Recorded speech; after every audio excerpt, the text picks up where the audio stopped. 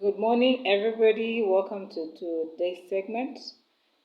This is Dr. Ndili. Today I'll be guiding you on how you can conduct your business or transactions at a border known as the Kasumbalesa border in Zambia. So basically, Kasumbalesa border post is shared between Congo DRC and Zambia, and this is one of the busiest borders that we have in the country. Now, why particularly this border? Of late, a lot of SMEs have developed interest in trying to execute or engage in businesses at this border. And mainly, this has been facilitated by a number of initiatives that have been initiated between the two governments of Zambia and Congo. In April this year, Zambia and Congo government signed an MOU, and this MOU is to try to facilitate the development of value-added electric battery manufacturing as well as clean energy development. And on top of that, in June 2022, another MOU was signed between the two governments where a joint venture will be embarked on in terms of hydropower generation and, and supply. Then coming to the SMEs in Zambia as well as in Congo, there's been a deliberate effort by a Zambian agency called Zambia Development Agency that has been of late leading discussions as well as trade visitations to Congo. So sometime this year, there was an entourage that went to Congo to try and facilitate deals between business counterparties in the two respective countries. And just to ensure that there's sustainability in terms of the transactions or the deals between the two business counterparties in the two respective countries, ZDA has also planned to have more of such engagements next year. Okay, so at the macro level as well as at the government level, the environment for Congo and Zambia to conduct business have been made in such a way that even at the micro level, it will be easy for people to conduct business. So coming from the micro level up to the macro level, there's been this interest now that's been aroused amongst the business sector in Zambia to try and also get involved in these inter-border transactions, more particularly with the Kasumbalesa border. Okay, so basically what I want to share with you in this segment is what you need to appreciate if you want to venture into trading at Kasumbalesa border. Okay, so basically the environment has been made, the business environment has been made in such a way that it's an enabling environment for any business counterparty, whether at the macro level or macro level, to engage into business at the border. So just coming from the Zambian side, we've seen the macro fundamentals have also been improved. We're talking about the exchange rate, which has been appreciated by a very significant margin coming from 21% as of August last year to now coming from 21 kwacha to a dollar, that was in August last year, to approximately 15 kwacha per dollar this year. So this signifies reduction in terms of the cost of doing business in Zambia. So with that stated, this has created an enabling environment for more micro as well as macro businesses to thrive. Then there's also the aspect of reduced inflation. So early last year, 2021 January, the inflation rate was stood at 22%.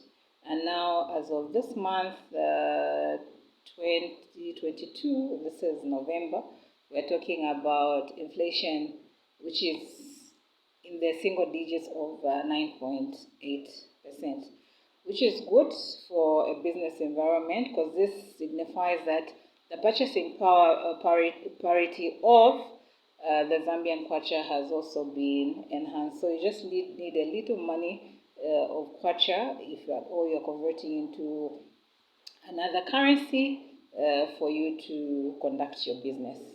Okay. So basically, with the government creating enabling environment to do business, as well as the government institution, that is ZDA, facilitating these interactions between Zambia's business institutions, companies, and Congo. Further still, even just the economic environment that has been made stable, business at the macro level as well as the macro level will be enhanced. So with these positive aspects that I've highlighted, a lot of people, even at individual level, they are so much interested in conducting business at the Kasumbalesa border. And I think it's important to appreciate the fact that why Kasumbalesa border? Why is it also one of the busiest borders? So if you look at Congo, you look at the Congo population. Congo population, as of early this year, it stood around 80 million. Between 80 and 89 million. As compared to Zambia, the last time census was conducted, I beg your pardon, census was conducted, the population stood way around 18 million. So you can see the difference in terms of the market potential that is there in Congo. So Congo is about 80 million, Zambia is about 18 million. And then when you look at the economic activities that are found in Congo, there are two main economic activities that are found in Congo. So we're talking about agriculture as well as mining. But because of the vast population that is there in, in Congo, the agriculture produce is not adequate to satisfy the demand in the country. So hence an increase in imports from the neighboring countries. Now, looking at this potential void that is there in Congo in respect to agriculture produce, Zambia is way well endorsed when it comes to natural resources. We're talking about vast land, which is not rocky, and then also the environment, the weather pattern is also very favorable. We usually have very good rainfall patterns, which is also very favorable for farming. So with this kind of agriculture produce, a number of farmers and as well as businesses have taken advantage of getting the little produce that they have and selling it to Congo via this border. But now, as an individual, you need to be aware of the fact that it's not a given that once you go to the border, you'll get the kind of profit that you're looking for. Okay? So what I'm going to share with you this morning is to appreciate the kind of business model that exists at the border. And the kind of business model that exists at the border thrives on three pillars. So we're talking about the aspect of language barrier, and the aspect of storage, as well as the aspect of price determination. So when you look at the border, 80% of the consumers, of the buyers of the products come from the Congo side. Now, the official language in Congo is French, as well as Swahili, while on the Zambian side, the official language is English. And also the local languages that is more spoken there at the border is Bemba. Okay. Now, already from what I've stated, you can see that there is already a language barrier. Okay. So now, what happens at the border? Most of the sellers of commodities from the Zambian side end up engaging sales agents who happen to be Congolese but have stayed for a very long time or are usually found at the border nearly every day. And they are conversant with the Zambian local language as well as the official language. So the first thing that you need to be wary of is the language barrier. And because of that, sales are only done through a sales agent who happens to be most of the time a Congolese who stayed in Zambia for a very long time. Now, when you take your produce to the border, it's not a given that you sell the produce or the goods or the commodities that very day. So assuming that maybe it takes you 1 week to have those goods sold, where are they stored? So there are these warehouses which are known as depots. So each respective type of good or commodity that's sold at the border has a specific depot that the goods can be stored. And for safety and storage purposes, you are required to pay a storage fee per day. And this is negotiable depending on the quantity of things that you have, as well as how many days it takes for you to offload what you're selling on the market. So that's the second issue that you need to bear in mind. The duration of the sale, as well as the cost component also comes into play in terms of storage as well as logistics expenses. Then the third one relates to the price determination. So when you're at the border, supply and demand concept comes into play. Now, the supply and demand, that is, my apologies, I have a cough today. So the supply and demand that we're talking about is not one that relates to any of the respective countries. So it doesn't relate either to Congo, it also doesn't relate to Zambia. So the supply and demand just narrowly is in respect to what's happening at the border. Okay, so you should be wary of the fact that regardless of the cost that you incur for you to deliver your product at the border, the price is determined in respect to how much of that commodity that you've taken has been supplied on that respective day at the border. Okay, so sometimes you can make abnormal profits, sometimes you can make losses. So how does it work out? So assuming you decide to deliver or sell tomatoes at the border, and on that day you happen to be lucky, you find that only few boxes have been delivered at the border. And since the supply now will be way less than the demand, the prices will go up. And in such situation, you end up making very abnormal profits. Okay.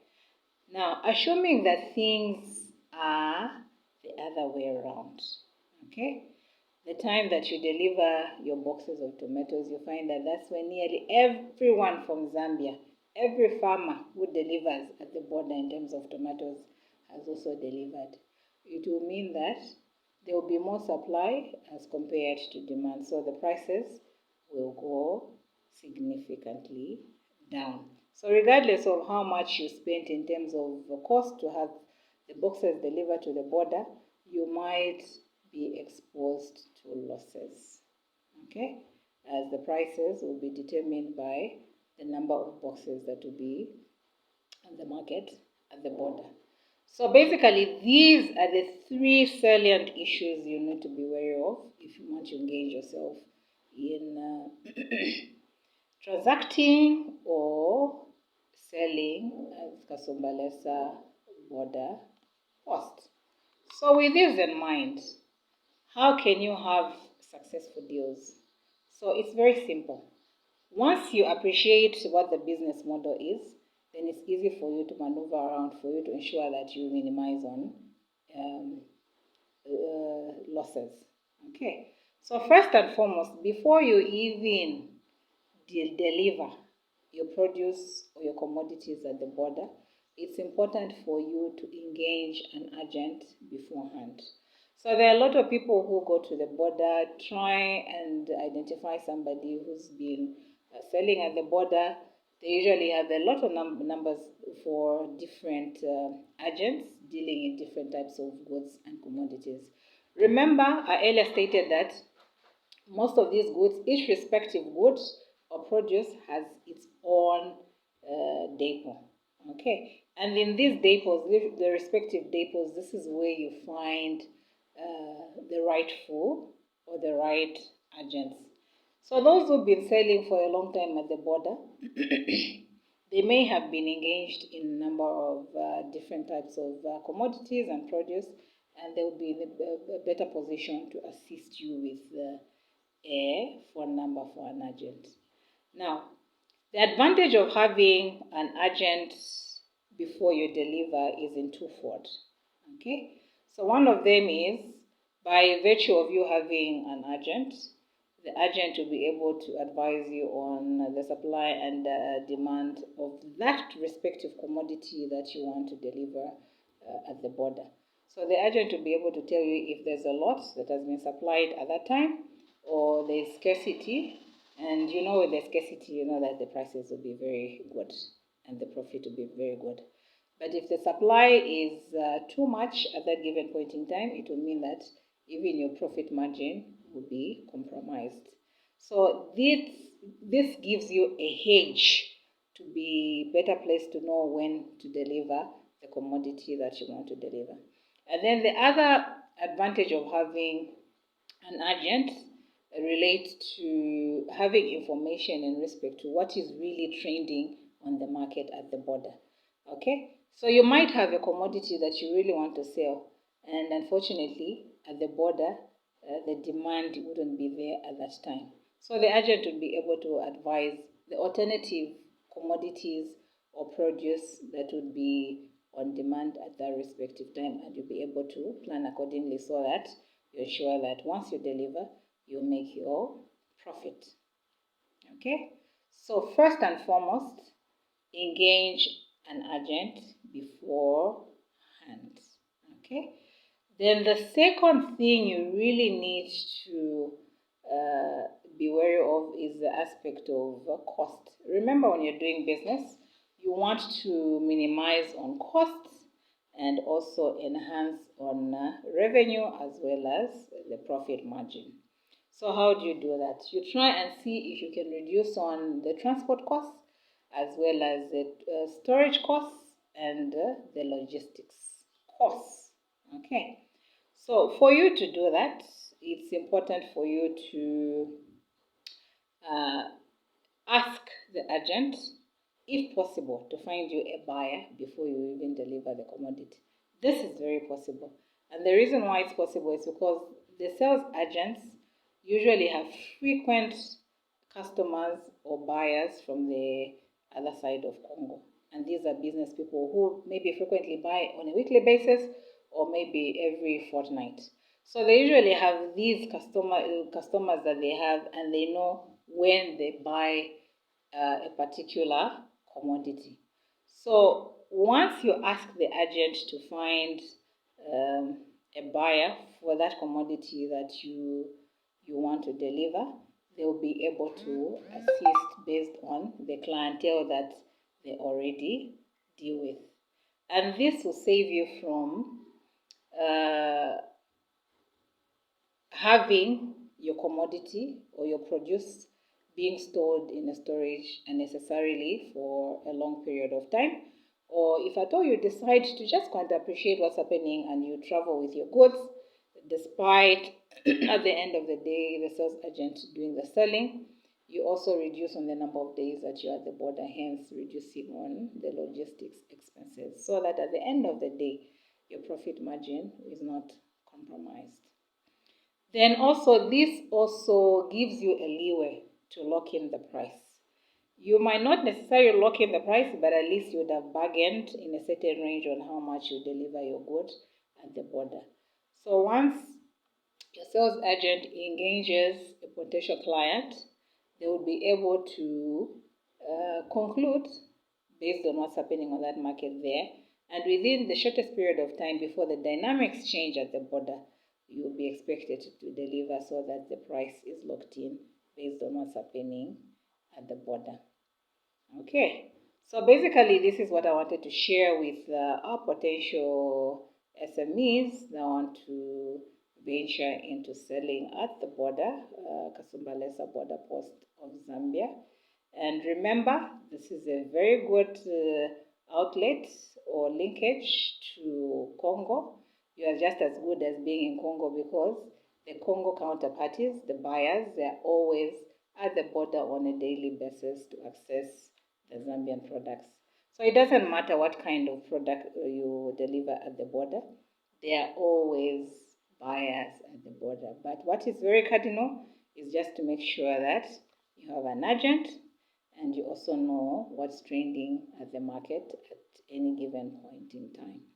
So with that stated, I'll end here and hope to see you or have you with me on the platform in the next segment where I'll be discussing other economic and business issues that will help you to thrive as a business person and also plan in terms of investment and also ensure that you minimize on your costs, enhance your revenue, and also enhance your profit margin. So with me, from my end is bye-bye. Enjoy the rest of the day.